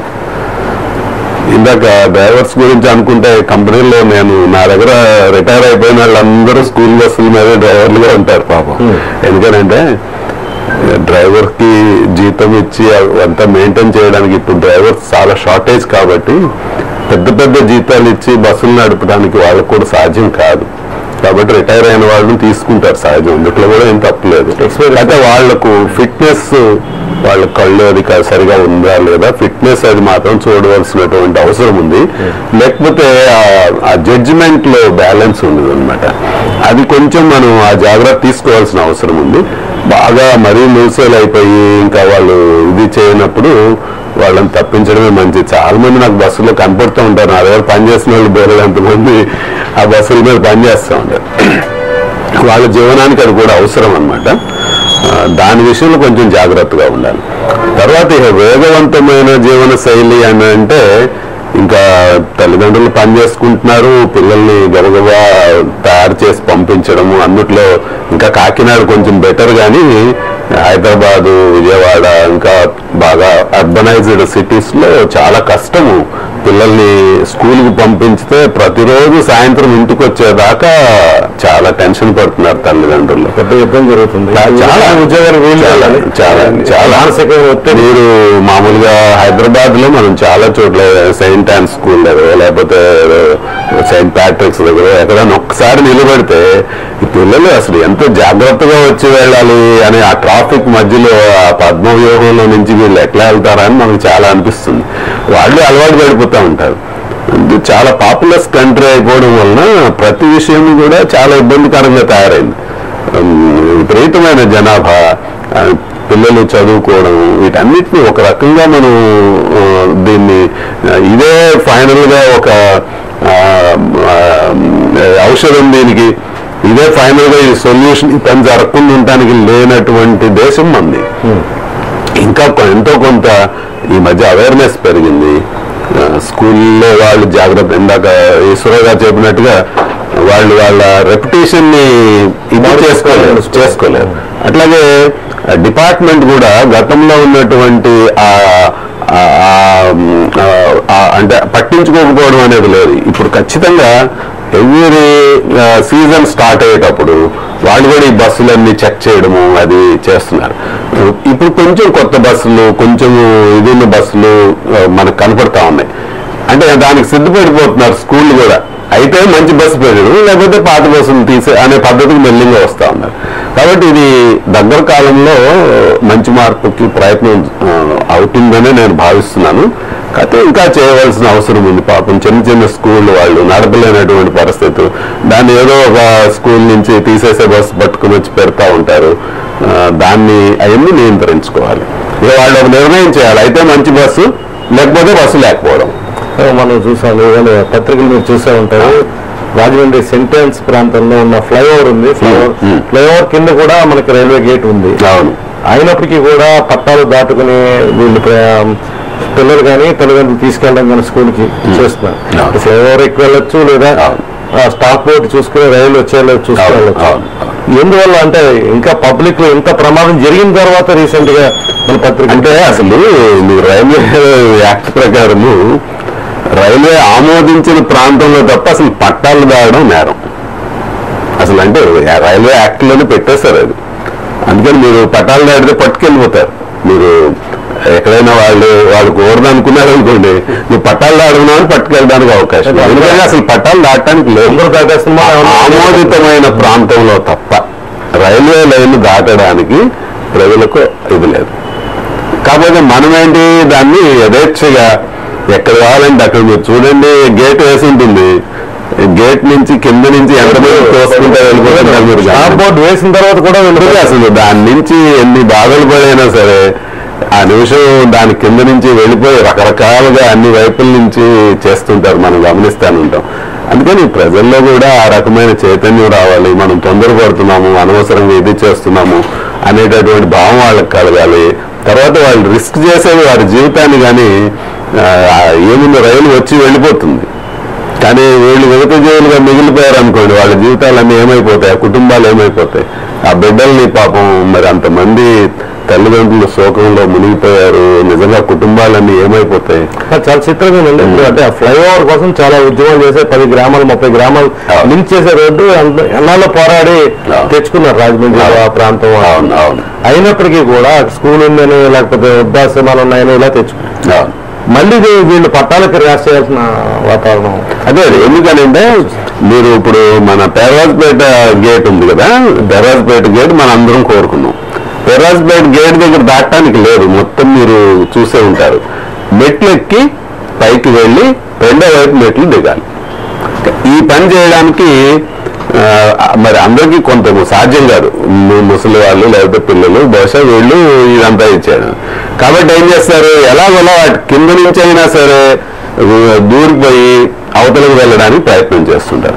అటువంటి సందర్భాల్లో పైగా అది కరువు ఉన్న ప్రాంతం, రైల్వే లైన్ కరువు ఉన్న ప్రాంతం పేర్రాజుపేట దగ్గర ఖచ్చితంగా జరిగే అవకాశం ఉంటుంది. పొద్దున ఏదైనా జరిగిందనుకోండి ప్రమాదం, మనం బాధపడుతుంది తప్ప చేసేది ఏమి ఉండదు. అందుకని మనము ఒక మంచి జరగాలి, ఒక మంచి కోరుకుంటున్నాము అని అంటే దానికి మనము రెండో దానికి సిద్ధపడాలి, ఆ త్యాగానికి సిద్ధపడాలి. అంటే మీరు పైకెక్కి రెండో వైపుకు దిగి వెళ్ళాలి. అది మాత్రమే మార్గం ప్రమాదాన్ని నివారించడానికి. నాకు దగ్గర నేనేమైనా ఊరికినే 4 అడుగులు వేస్తే వెళ్ళిపోతాను అని అనుకుంటే ప్రమాదాన్ని కొని తెచ్చుకుంటున్నాం. మరి మీరు చెప్పిన అది కూడా చాలా మంచిదండి. నెక్స్ట్ రాజమండ్రిలో విశ్వేశ్వరాలయం దగ్గర నుంచి ఇలా రోడ్డు రైలు పెంచుకెళ్ళి ఒక మార్గం ద్వారా ఈ భక్తులు స్నానాలకి వెళ్లేందుకు వెళ్ళి అనేక మంది చనిపోతుంటారు. అవునవును. ఆ క్రాసింగ్ ని గుర్తించి మొత్తానికి ఆ రోడ్డు బ్రేక్ చేసి అక్కడ మూసేశారు. తర్వాత ఇది ఇటీవల కాలంలో మళ్ళీ ఓపెన్ చేశారు. మళ్ళీ చనిపోతే దాదాపు అది మళ్ళీ ఓపెన్ చేశాక ఇంకో 10 మంది చనిపోయారు. అవును.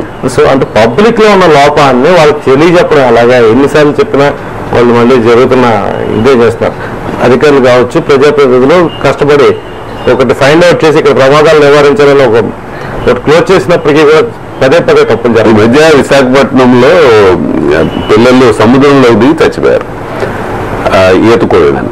అక్కడ చాలా పెద్ద బోర్డు పెట్టుంది, ఏమని, ఇది చాలా ప్రమాదకరమైనటువంటి ప్రాంతము, ఇక్కడ ఎవరు కూడా లోపలికి వెళ్ళొద్దు అని చెప్పి స్పష్టంగా పెట్టుంది.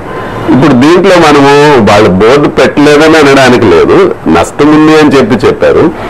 ఎవరైనా అజాగ్రత్తతోనో లేకపోతే ఓవర్ కాన్ఫిడెన్స్ తోనో వెళ్ళి ప్రాణాలు కొని తెచ్చుకుంటారనుకోండి, ఎట్లా వాళ్ళు చెబుతున్నారు. పైగా అక్కడ మైక్ పెట్టి వెళ్ళే వాళ్ళందరికీ మైక్లో చెప్తున్నారు పోలీసులు, అయ్యా వెళ్ళొద్దు చాలా ప్రమాదకరము అని చెప్తుంటే కూడా వెళ్ళి ప్రమాదం కొని తెచ్చుకున్నారనుకోండి ఎట్లాగా.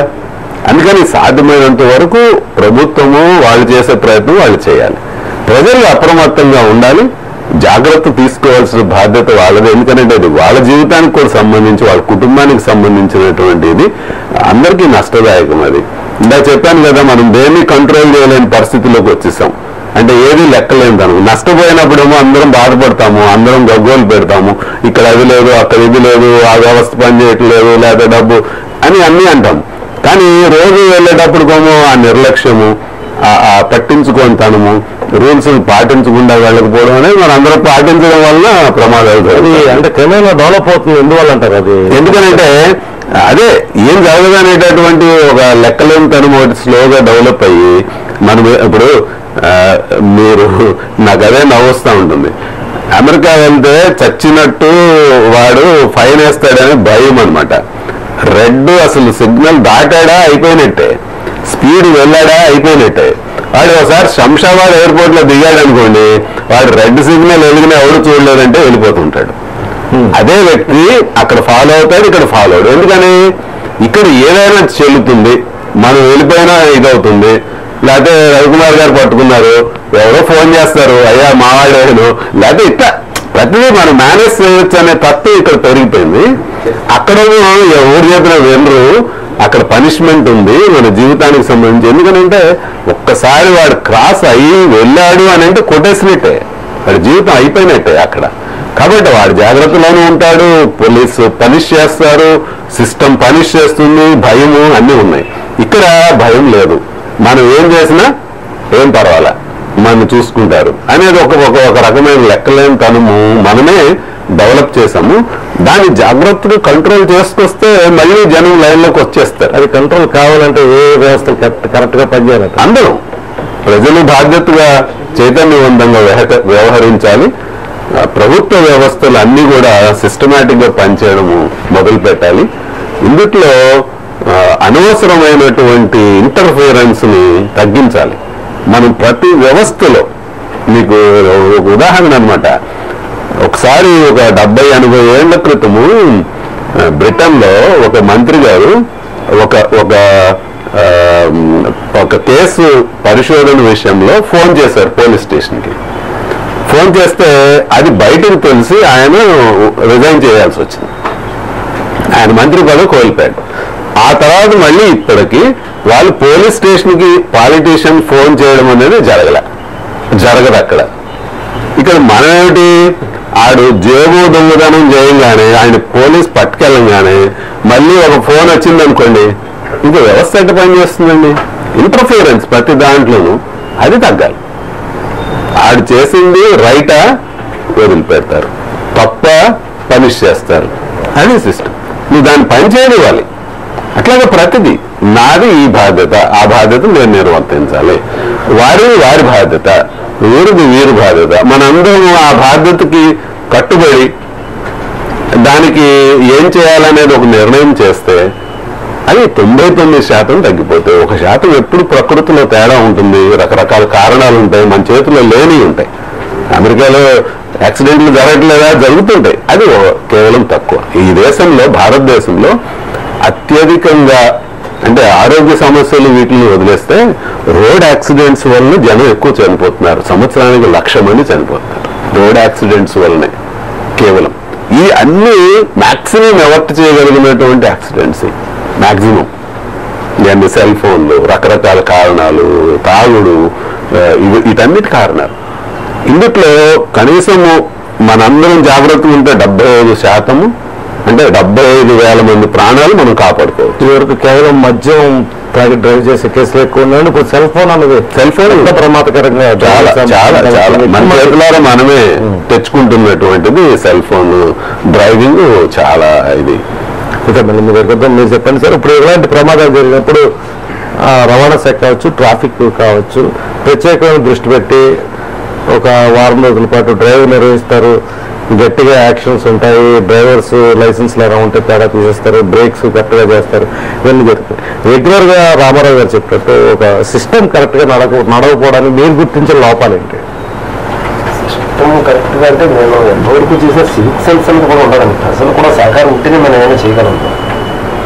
అది పెంచే మార్గం ఉంటే చెప్పాలి. మరి మీరు నాయకుల నుంచి ఏం కోరుకుంటున్నారు? నాయకుల నుంచి మీకు చాలా ఒత్తిళ్ళు ఉంటాయి. ఆయన చెప్పి నేను ఏకీపిస్తున్నాను వారితో. ఇంటర్ఫరెన్స్ అనేది ఉండకూడదు. అలాంటి ఒత్తిళ్ళు గురవుతుంటారు. నేను బాగా అవుతాను. అంటే ఒక కేసులో అయినా 10 కేసులు ఇలాంటివి వస్తూనే ఉంటాయి కాబట్టి వాళ్ళు వదిలేశారు కాబట్టి మమ్మల్ని కూడా వదిలేని పరిస్థితి. ఇక్కడ మరి వాళ్ళ పరిస్థితిని బట్టి ఇక్కడ చెప్పాల్సి వస్తుంది. వేరే దేశంలో మరి అక్కడ పరిస్థితి అది, ఇక్కడ పరిస్థితులు ఏంటంటే వీళ్ళు చెప్పకపోతే వీళ్ళు ఇబ్బంది ఉంటాయని వీళ్ళు చెప్తారు. దాంతో కొంత ఇంటర్ఫేర్ అవడం వల్ల కొంత స్లాక్నెస్ వస్తుంది. దాన్ని ఎలా తగ్గించాలంటారు? తగ్గించాలంటే సివిక్ సెన్స్ పెరగాలనుకుంటున్నాను. నా ప్రజల్లో వాళ్ళు అక్కడికి వెళ్ళకూడదు. తప్పు చేసి మళ్ళీ అక్కడికి వెళ్ళటం ఎందుకు? అంటే అధికారులు కూడా సిన్సియర్ గా ఉండకపోవడం వల్ల కూడా కొంత ఇబ్బంది కూడా ఉండొచ్చు. అది కూడా కొంత మా లోపం ఉంటే మేము సరిదిద్దుకోవాల్సింది. అంటే ఒక నాయకుడు చెప్పాడు, లేకపోతే ఒక వ్యక్తి, సమాజంలో పలుకుబడిన వ్యక్తి, ఒక పలుకుబడిన వ్యాపారం చెప్పాడని చెప్పి కేసులు కట్టకుండా వదిలేయడం కానీ, తప్పు చేసిన వాళ్ళు భయం లేని వాతావరణం ఉండడం వల్ల అలాంటి ప్రయోజనాలు ఉంటాయి. అందుకే తప్పు చేశారంటే వెళ్ళకూడదు. తప్పు చేసిన తన తప్పు తను తెలుసుకోవాలి, వెళ్ళకూడదు. మళ్ళీ వెళ్ళి ఇంకో మిస్టేక్ చేయటం, మళ్ళీ దాన్ని వివరించడం, మళ్ళీ రెండోసారి చేయడానికి అతను సంసిద్ధుడిగా ఉంటాడు. అది కొంచెం తగ్గించాలి మరి. అంటే మెరుగైన వ్యవస్థ రావాలంటే మీరు కోరుకుంటుంది ఏంటి? మేము ఎడ్యుకేట్ చేయడమే, ఇంకా అంతకంటే ఏం చేస్తాం. మనం ఎడ్యుకేట్ చేయడమే, చేసుకుంటూ చెప్పుకుంటూ వెళ్ళటమేనండి. సివిక్ సెన్స్ ప్రజల్లో కూడా పెరగాలి, మాలో పెరగాలి, అందరిలో పెరగాలి. ఎడ్యుకేట్ చేసుకుంటూ వెళ్తాం, ఇంకా అంతే మనకున్న పరిస్థితుల్లో. జనానికి ఏ విధంగా చెప్తే వాళ్ళకి నచ్చుతుందని మీరు భావిస్తున్నారు? దానికి అంటే ఇప్పుడు ఫైన్లు ఇస్తున్నారు అయినా మారట్లేదు. తర్వాత మీరు క్లాసులు తీసుకుంటున్నారు, చాలా వరకు పాంప్లెట్లు ఇస్తున్నారు, భద్రతా వారసులు నిర్వహిస్తున్నారు. పర్సెంటేజ్ ఏమైనా పెరిగిందా అలా తగ్గిందా? అసలు ప్రమాదాలు ఇంకా అలా జరుగుతూనే ఉన్నాయి. ఫైన్ వేయటం వల్ల మార్పు రాదండి నా ఎక్స్పీరియన్స్. అది ఇప్పుడు మేము యాక్సిడెంట్ కంట్రోల్ చేసే డిపార్ట్మెంట్, కానీ మమ్మల్ని రెవెన్యూ కలెక్ట్ చేసే డిపార్ట్మెంట్గా తయారైచ్చేసారు. నా చెప్పకూడదు రెవెన్యూ కలెక్ట్ చేసే డిపార్ట్మెంట్లో తయారైపోయింది. మేము రేట్ ఆఫ్ యాక్సిడెంట్స్ లేకపోతే కంట్రోల్ చేసే డిపార్ట్మెంట్ మాది, కానీ మేము రెవెన్యూ కలెక్టింగ్ డిపార్ట్మెంట్లో తయారైంది. టార్గెట్స్ మీకు దానివల్ల ఏదో ఒక నెలకు 6 లక్షలు దాస్తే చాలు, ఇక చాలు. ఇక మా very good Ravikumar, very good. 6 లక్షలు దాస్తే మరి మా డ్యూటీ ఆ టార్గెట్ మీద ఉంటుంది. టార్గెటే చేస్తున్నాం. అది కొంచెం మారితే కొంచెం మంచిది వస్తుందని నేను చెప్తాను. ఈశ్వర గారు మీరు చెప్పండి. ఇప్పుడు ఫైనల్ మన సమయం కూడా మించిపోతుంది. మీరు ఇచ్చే మెసేజ్ ఏంటి? కార్యక్రమం ద్వారా మీరు ప్రజలకు ఏం చెప్పదలుచుకున్నారు? ప్రజలు ఏ విధంగా ఉండాలని కోరుకుంటున్నారు? అదేవిధంగా స్కూల్ యాజమాన్యాలు, మిగతా యాజమాన్యాలు ఉంటాయి కాబట్టి మీరు అసోసియేషన్ అధ్యక్షులు కాబట్టి వాళ్ళు ఎలాంటి జాగ్రత్తలు తీసుకుని ఇక ముందు ఇలాంటి ప్రమాదాలు జరగకుండా ప్రాపర్గా ఉండాలని మీరు కోరుకుంటున్నారు? స్కూల్స్ పెట్టినట్టే మంచి వెహికల్, మంచి డ్రైవర్ అండి. అతనికి ఒక రూల్స్ అండ్ రెగ్యులేషన్స్ మనం చెప్పవలసిన బాధ్యత అయితే కరెస్పాండెంట్ అది తీసుకుంటే బాధ్యత ఉందండి. ఇక స్కూల్ దగ్గర వస్తే మంచిదండి. డ్రైవర్ దగ్గర వచ్చేటికి ఏంటంటే డ్రైవర్ కూడా సిన్సియర్గా ఉండాలండి. సార్ చెప్పింది ఫాలో అవ్వాలి. మనం డ్రింక్ చేసి రాకూడదు, సెల్ ఫోన్ మాట్లాడకూడదు, పిల్లలతో రోజు చెప్పకూడదు, మన పని మనం చేసుకోవాలి, డ్రైవింగ్ మీద కాన్సన్ట్రేషన్ ఉండాలి అన్న సిద్ధాంతం అతను ఫాలో అవ్వాలండి. అలాగే పేరెంట్స్ కూడా ఇంటేం మా అబ్బాయిని కరెక్ట్గా నేను 8 గంటలకి బస్సు అవుతుందండి, 8 గంటలకి 5 నిమిషాల ముందే రెడీ పెట్టాలి. బస్సు వచ్చి ఏం తెలుసు కదండి, మామూలుగా ఒకటే సిస్టమ్, ఇంకా రోజు ఇంకా మాట ఉంది, టైం టేబుల్ ప్రకారం అవుతుంది కనుక ఆ టైంకి 5 నిమిషాలు ముందే ఉండాలి. ఒకవేళ బస్సు ఆగలేదనుకోండి, ఆ పేరెంట్ కొద్దిగా కోపం వస్తుంది జనరల్గా. ఏంటంటే టైం టేబుల్ వెళ్ళిపోయిందంటే 1 నిమిషం ఆగలేమా అంటానండి. 1 నిమిషం ఒక నిమిషం ఒక చోట అలా ఆగుకుంటే వెళ్ళనుకోండి, ఇంకో పేరెంట్ కరెక్ట్ టైం ఉండొచ్చు, ఇక్కడ లేట్ అయిపోతే అతనికి బాధ వస్తుంది. కాబట్టి ఏంటంటే అందరూ కూడా ఇటు సమీక్ష పేరెంట్స్ అందరూ, ఇటు మేనేజ్మెంట్, ఇటు డ్రైవరు, ఇటు రోడ్డు నుంచి వచ్చి అదే అండి నా సార్ చెప్పినట్టు ఒక స్కూల్ బస్ వస్తుందంటే మిగతా కూడా యాక్ట్ అవ్వాలండి. ఈ ఆటో వాళ్ళు కానివ్వండి, ఈ 2 వీలర్స్ కానీ, కార్లు ఇల్లు వాళ్ళు కానీ స్కూల్ బస్ వస్తుంది, మనం కూడా జాగ్రత్తగా ఉండాలి. స్కూల్ బస్ టైమింగ్స్ ఏమైంది, మార్నింగ్ 8 to 9 వరకు 1 గంట, ఈవినింగ్ 3 to 5 2 hours అంతే. ఇంకా మిగతా టైంలో స్కూల్ బస్ రావడానికి తిరగడానికి అవకాశం లేదండి. స్కూల్ బస్కి ఇవ్వాల్సిన గౌరవం ఇవ్వాలండి. అది కూడా ఇచ్చారనుకోండి నిజంగా ఆటోమేటిక్ గా చాలా రెడ్యూస్ అవుతాయి. ఓకే ఓకే, థ్యాంక్ యూ అండి. రామారావు గారు, మీరు పబ్లిక్ ఇచ్చే మెసేజ్ ఏంటి కార్యక్రమం ద్వారా? ప్రమాదం లేని వ్యవస్థను మనం రూపొందించుకోవాలంటే ఎలాంటి చర్యలు తీసుకున్నాం? మనము ఈ పౌరులుగా ఒక సమాజంలో బ్రతికేటప్పుడు మనము చక్కగా శాంతియుతంగా భద్రతగా ఏ రకంగా బతకాలని అనుకుంటాము, మన చుట్టూ ఉన్న వాళ్ళు కూడా అలాగే ఉండాలి అనే భావం మనకు ఉండాలి. అది మనం దానికి సంబంధించినటువంటి రూల్స్ను పాటించినప్పుడే అది సాధ్యమవుతుంది. ఇది మనకు మంచిది, అవతల వాళ్ళకి మంచిది. కాబట్టి అది పాటించడం అనేది ప్రాథమిక బాధ్యతగా ప్రతి వాళ్ళు మనం గుర్తించడం మొదలు పెట్టాలి. రెండవది, ఇది ఏం జరుగుతుందిలే మనము ఇప్పుడే కదా అనేటటువంటి దాని నుంచి మనం బయటపడి మనము ఖచ్చితంగా మనము త్రాగకుండా, డ్రంక్ డ్రైవ్ చేయకుండా ఉండాలి. సెల్ ఫోన్ మాట్లాడడాన్ని 99% మనము లేకుండా చూసుకోవాలి. లేదా తప్పనిసరి అయితే ప్రక్కకు తీసుకుని మాట్లాడుకోవాల్సినటువంటి అవసరం ఉంది. మిగతా వ్యవస్థలన్నీ కూడా వారి వారి బాధ్యతలని నిర్వర్తించాలి. అప్పుడు ప్రమాదాలు తగ్గే అవకాశం ఉంటుంది. నాకు అదే ఇందాక నుంచి భారతీయుడు సినిమా గుర్తొస్తా ఉంది. అందులో కమల్ హాసన్ పర్మిట్ ఇచ్చేస్తాడు, వాడి తండ్రి పనిష్ చేస్తాడు తన్ని. అంటే ఈ పనిష్మెంట్ ఎవరో ఇవ్వక్కర్లేదు, అది ఎక్స్ట్రీమ్ ఇదనుకోండి, ఊరికనే సినిమాటిక్ గా చేసిన పని. కానీ ఇవన్నీ ఎవరి పని వాళ్ళు సక్రమంగా నిర్వర్తించడం మనం మొదలు పెడితే ఇదానికైతే రేపటికైనా వ్యవస్థ అంతా ఒక లైన్ లోకి వస్తుంది. అది ఇంటర్ఫియరెన్స్ ఆఫ్ పాలిటీషియన్స్ కావచ్చు, ఇంటర్ఫియరెన్స్ ఆఫ్ ఇన్ఫ్లుయెన్షియల్ పీపుల్ కావచ్చు, లేదా స్కూల్లో యాజమాన్యాలు వాళ్ళ బాధ్యతని నిర్వర్తించకపోవడం కావచ్చు, లేదా ప్రభుత్వ యంత్రాంగం నిర్వర్తించకపోవడం, ప్రజలు సివిక్ సెన్స్ లేకుండా పోవడం కావచ్చు, వీటన్నిటికీ ఎక్కడో చోట ఆపాలి మనం. ఇలాంటి విషయాల్లో అంటే మీడియా ఎలాంటి పాత్ర వహించాలి? ఖచ్చితంగా వారు ఈ ఇన్సిడెంట్ జరిగినప్పుడు ఉదయం నుంచి సాయంత్రం దాకా చూపెట్టేసి హడావుడి చేయడం కాకుండా ఈ అభివృద్ధికి సంబంధించినటువంటి ప్రజలను చైతన్యవంతం చేయడానికి సంబంధించి ఏ వ్యవస్థ ఆ వ్యవస్థ దానికి అనుగుణంగా పనిచేయడానికి సంబంధించి బాధ్యతతో మీడియా పాజిటివ్ గా దాన్ని చేయాలి. మీడియా గురించి చెప్పినప్పుడు ఆ కలాం గారు చెప్పారు, ఆయన ఇజ్రాయెల్ వెళ్ళారు. ఇజ్రాయెల్ వెళ్తే ఆ రోజు ఇప్పుడు గాజాలో జరుగుతున్నట్టే ఫైరింగ్ అయింది, చాలా మంది చచ్చిపోయారు. ఆయన ఏమనుకున్నారు, రేపు పొద్దున్నే పేపర్లో 100 మంది చచ్చిపోయారు ఫైరింగ్ లో ఆయన వస్తుంది అని అనుకున్నారు. కానీ ఫ్రంట్ పేజీలో ఏముందంటే అక్కడ అంశము, అక్కడ ఒక రైతు పలానా రకమైనటువంటి సేద్య పద్ధతులు పాటించడం వల్ల బ్రహ్మాండమైనటువంటి ఈల్డ్ తీసుకొచ్చాడు అనేది హెడ్డింగ్ పెట్టారంట. ఇది ఎక్కడ 6వ పేజీలో ఉందంటే ఈ ఇన్సిడెంట్. అది మీడియా అంటే పోషించవలసిన పాత్ర అది. అందుకని నెగిటివ్ విషయాలను ముందు పెట్టి పాజిటివ్ విషయాలను వెనక తోసేటట్టు కాకుండా పాజిటివ్ విషయాలను ముందుకు తీసుకొచ్చి వ్యవస్థను సక్రమంగా నడిపించడానికి మీడియా సహకరించాలి. ఆ పని చేస్తే ఉపయోగం ఉంటుంది. మరొక విషయం ఏంటంటే, గతంలో టెక్నాలజీ మన చేతుల్లో లేదు, ఇప్పుడు చాలా అందుబాటులోకి వచ్చింది. నాకు ఒక డ్రైవింగ్ లైసెన్స్ డిపార్ట్మెంట్ ఇచ్చారనుకోండి, ఈ దేశంలో నేను ఎక్కడికి వెళ్ళి తప్పు చేసినా నా యొక్క లైసెన్స్ మీద రిమార్క్ పడిపోయేటటువంటి పరిస్థితి రావాలి. 3 తప్పులు చేసేటప్పటికి వాళ్ళ లైసెన్స్ మరలా డిపార్ట్మెంట్కి వెళ్ళి, అయ్యా నేను ఈ తప్పులు చేశాను ఇంకెప్పుడు చేయను అని అంటే మరలా రెన్యూ అయ్యే పరిస్థితి ఉండాలి. అలా ప్రతిదీ సిస్టమేటిక్ గా ఉంటే, అంటే డ్రైవింగ్ లైసెన్స్ లేకపోతే చచ్చిపోయాం అన్నటువంటి ఫీలింగ్ ఉంటుంది మీకు అభివృద్ధి చెందిన దేశాలు. ఎందుకంటే వాడి బ్రతుకు రోజు పొద్దున్నే వేసుకుని వెళ్తేనే ఉంటుంది. డ్రైవింగ్ లైసెన్స్ పోయింది అని అంటే ఇక వాడికి అక్కడ బతకడానికి పరిస్థితులు ఉండవు. మనకు అవకాశం ఉంది కాబట్టి నడిచిపోతాం. ఎన్ని తప్పులు చేసినా వాడికి డ్రైవింగ్ లైసెన్స్ పోదు, జనాన్ని ఎన్నైనా చేసుకుంటూ పోవచ్చు. అందుకే టెక్నాలజీ మారిన తర్వాత దాన్ని ఉపయోగించుకుని అది కూడా అవర్ట్ చేయడానికి ప్రయత్నం చేయొచ్చు. అందుకని టెక్నాలజీ అందరూ మనం ప్రయత్నం చేయడము, మానసికంగా మార్పు తీసుకురావడము, దీనికి తగినటువంటి చైతన్యవంతమైన కార్యక్రమాలు.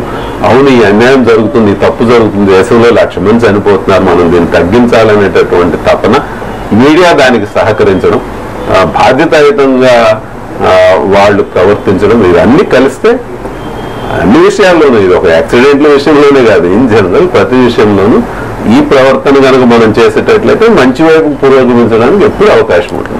Thank you very much Ramarao గారికి, ఈశ్వరరావు గారికి, రవికుమార్ గారికి ప్రత్యేక ధన్యవాదాలు తెలియజేస్తున్నాం. ముఖ్యంగా ప్రజలతో పాటు అన్ని విభాగాలు కూడా సక్రమంగా పనిచేసినప్పుడే ఇలాంటి ప్రమాదాల నివారణకు అవకాశం ఉంటుందని వక్తలంతా కూడా అభిప్రాయపడ్డారు. ముఖ్యంగా ప్రజల్లో అనేక తప్పులు కనిపిస్తున్నాయి. ఎక్కడైనా ప్రమాదాలకి దారితీసే పరిస్థితులు ఉంటే కనుక ఎక్కువ తప్పులు వారి వైపు నుంచే ఉన్నాయి. కాబట్టి ట్రాఫిక్ విషయంలో ప్రతి వాళ్ళు కూడా జాగ్రత్త వహించాలి.